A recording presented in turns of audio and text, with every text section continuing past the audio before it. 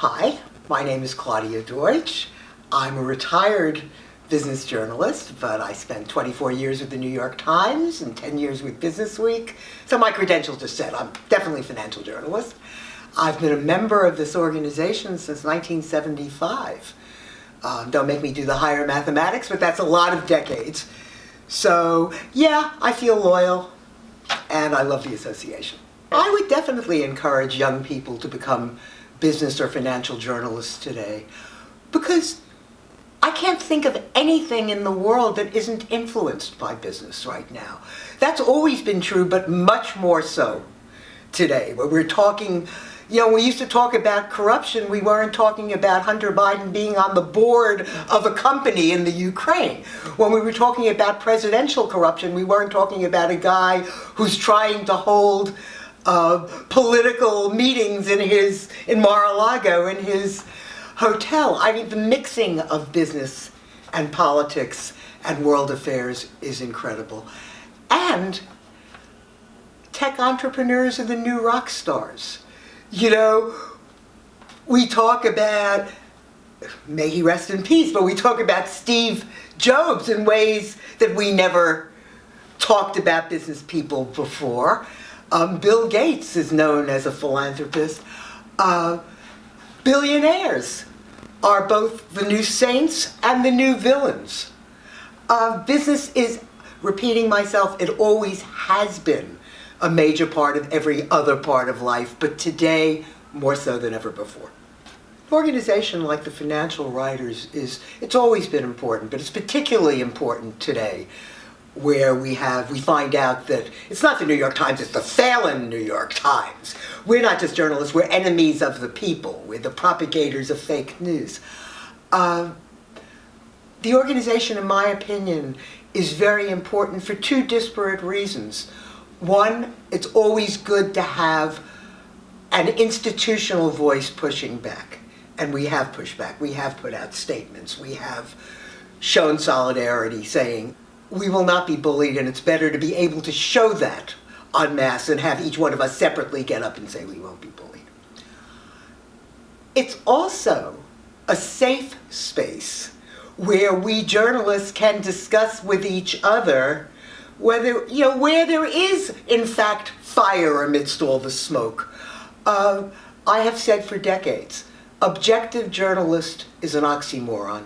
There is no such thing. If your company had a 1% profit increase last quarter, I will report it as a 1% profit increase, but it's up to me whether it was a meager 1% or a whopping 1%, and your stock will rise or fall on the basis of the adjective I choose. Let's be honest about this. Also, I will present both sides of the story. But it's clear what my lead is and what comes after the paragraph that starts off with, of course there are those who disagree. It's not equal. So the answer is that's not something we very much like admitting to the public. But when we're amongst ourselves and we say, okay, this is the latest thing we've been accused of. And I know I'm repeating myself, but I think it's important to have a safe space like that. And the Financial Writers gives us that. A safe space to talk about issues with my colleagues.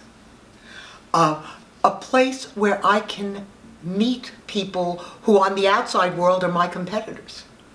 But here, when I talk about a safe space, being able to interact with competitors as human beings, where we're not competing, where we're colleagues, that's very important. But that would be true for anybody who joins the organization. For me personally, I've always been a ham, and it enabled me to overact on stage in the Financial Follies, which is the reason I originally joined, because they told me in order to be on that stage, I had to be a member of the association. There used to be a tradition, no longer is, but there was a tradition, that the president of the association not only had to be in the show, but had to have a solo in the show. And in 1998, I was the president of this association, and I had to have a solo in the show, which caused a major problem for the director, who at that time was Jerry Goldstein, and for the guy who wrote the show, who at that time was Jeff Grigsby of Forbes. I, of course, found out about all of this later, what I'm telling you. Is they said, okay, Houston, we've got a problem. Claudia can't sing. We're not going to embarrass her by giving her a solo. What are we going to do? And one of them, I don't know which one, got the idea that, you know who had that problem also? Rex Harrison. He couldn't sing. Let's take one of his songs from My Fair Lady, which we didn't know about rapping then, but which he rapped. That's what and we're going to give it to her. So they took Let a Woman in Your Life. I don't know if any of you remember that song, but Let a Woman in Your Life and Your Life is Filled with Strife. And they rewrote it. That year, and interestingly enough, her name was also Claudia. Claudia Kennedy became the first female, I don't remember if it was 4-star general or 5-star general, but big shot general in the Army. So they dressed me up in uniform, and I was Claudia Kennedy, and they wrote the song, Let a Man into Your Tank, and you'll discover that he shrank, and it went steadily raunchier from there. It was, the reason I remember it so well, the Follies had never done a raunchy show before. There were gasps in the audience. It was a total showstopper. None of this is me bragging, I didn't write it, but people were so stunned to hear these risque lyrics, and I was delighted to deliver them. So yes, that is by far, no close second, my favorite Follies. The association is different today from when I first joined. So the association has always followed trends in journalism. So the association is different in the ways journalism is different. When I joined it, I can assure you there was no such thing as an online presence. Now, of course, it's not only online, but it is encouraging people to tweet the Follies. But it's basically following the trends. It's, in a funny sort of way, many young people see it as less necessary because they do so much online. I see it as more necessary today because people are doing so much online that the chance to meet each other and to fraternize is less and less. It plays less of a central part in the lives of many of its younger members. I hope that changes, and if there's anything I can do to change it, I will, because in my, God, am I going to make myself sound ancient, but in my day, there were such things as press conferences. You know, when you were covering news, there was no such thing as call it up on the web and live stream it. You had to go to a hotel and sit there and listen to Jack Welch deliver GE's quarterly earnings. So the people you sat next to were your competitors and colleagues, and you got to meet your news sources. I think you need this association more than ever for that. When I say the association has changed with professional trends, that goes into how the profession of financial journalism has changed, which it has changed very, very much. One way that it's changed I hate, which is deadlines used to be measured in terms of hours. If news broke at 10:30 and you worked at the New York Times, your deadline was 5:30 that night. You had time to think through a story. You had time to decide who your news sources were going to be. You had time to figure out what the ramifications were. Today, if news breaks at 10:30, you better have it on the web by 10:33, or else the Wall Street Journal has scooped you, and you know, there's hell to pay. So I think, unfortunately, there's more of an emphasis on speed. I won't say on speed rather than accuracy. That's something that we're often hit with. I don't believe that's true. But there's more of an emphasis on speed than on deep thinking, which bothers me. But there are ways that the profession has changed that I kind of like, in the sense that it's gone mainstream. And what I mean by that is young people don't realize that the business section of the New York Times used to be a few pages behind the sports section. And it was basically rewritten press releases, or press releases that weren't even rewritten, okay? It was an afterthought. Nobody cared about business news. And the little business news that was written for businessmen. And notice I didn't say businessmen and businesswomen. The idea of businesswomen is a relatively new phenomenon, which I applaud. But in those days, business news was written for businessmen. It wasn't written, no one was interested in it other than businessmen. When I was talking earlier and I mentioned that tech entrepreneurs have become rock stars, it's more than that. People have genuinely become interested in business. We're seeing as much attention being paid to Jeff Bezos' sex life as gets paid to Brad Pitt's. We see as much interest being paid in the Koch brothers as in the politicians they're funding. You know, the business people have become fat. People get into arguments whether anybody should be allowed to have billions of dollars. Would you have Warren Buffett as a guest in your home? These conversations didn't take place in the old days because nobody could have told you who Jeff Bezos was or who Warren Buffett was. I mean, people just didn't really understand or care about business. So I think the profession of business journalism has changed because of how much broader what is covered now is. You know, fashion writers will often see their bylines in the business section today. And business section people will see their bylines running in other sections because there's now so much overlap. There's a beat, sports business. There are things that play differently today than they would have in the past, not because of changes in financial journalism, because of changes in society. Political correctness has made a huge difference. In some ways, I think it's made a good difference. In other ways, I think it's overdone. Two of the running gags in the Financial Follies for years was Peter Earle, who was a tall, blonde, good-looking guy, one of the most beautiful women you'd ever want to see, was constantly dressing in drag.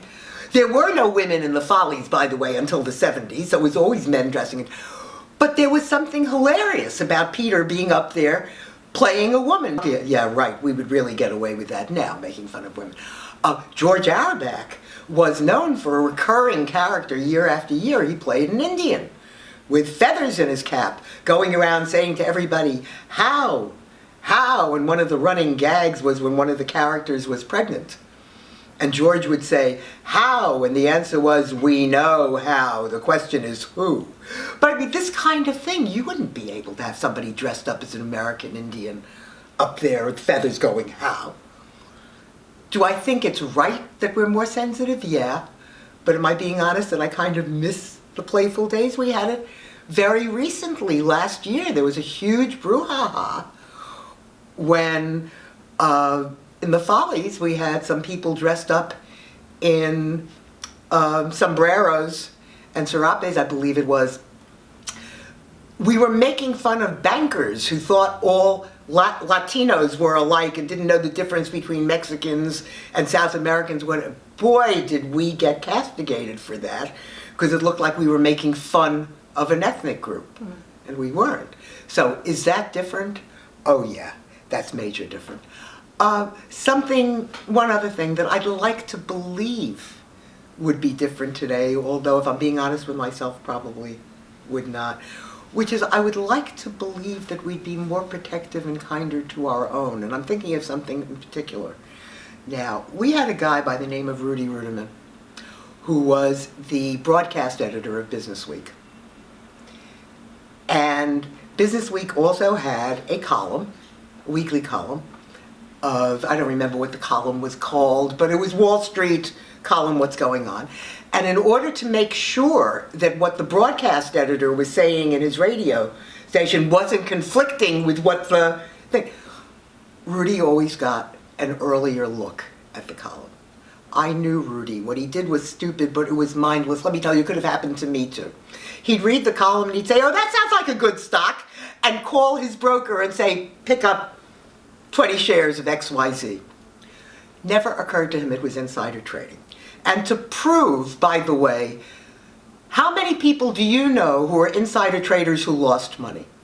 He lost money on the deals. The point is he got caught. He was sent to jail.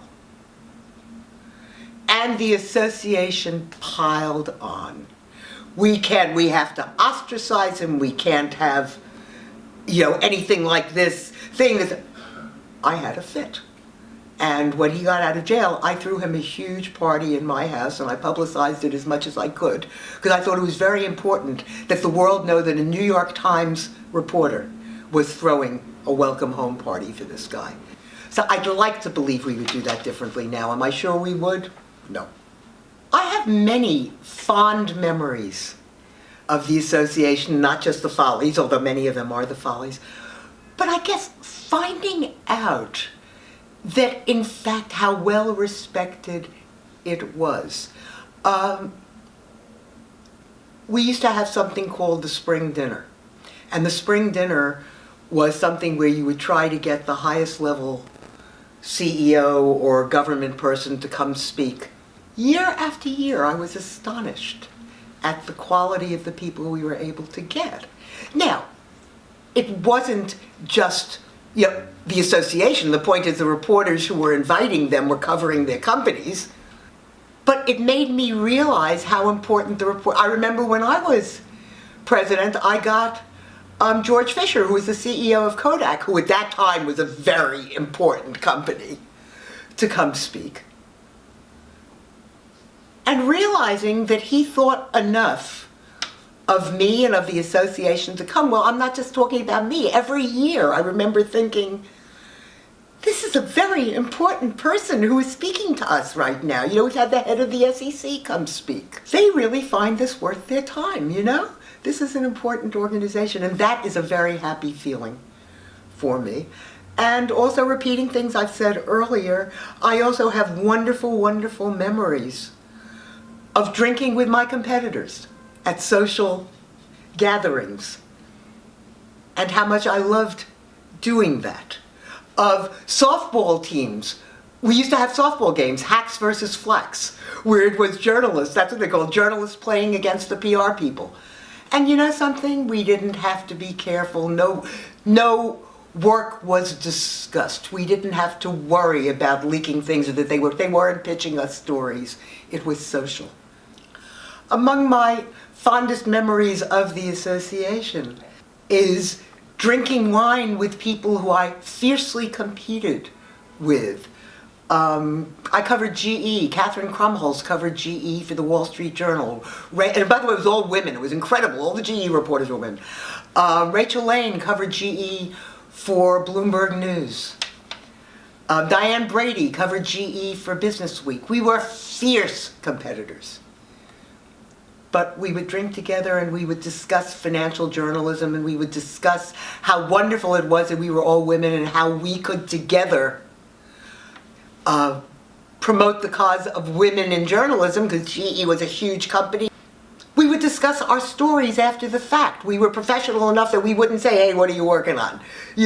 But after the stories had run, we would critique each other's work. Because we were in the know. We covered the same companies.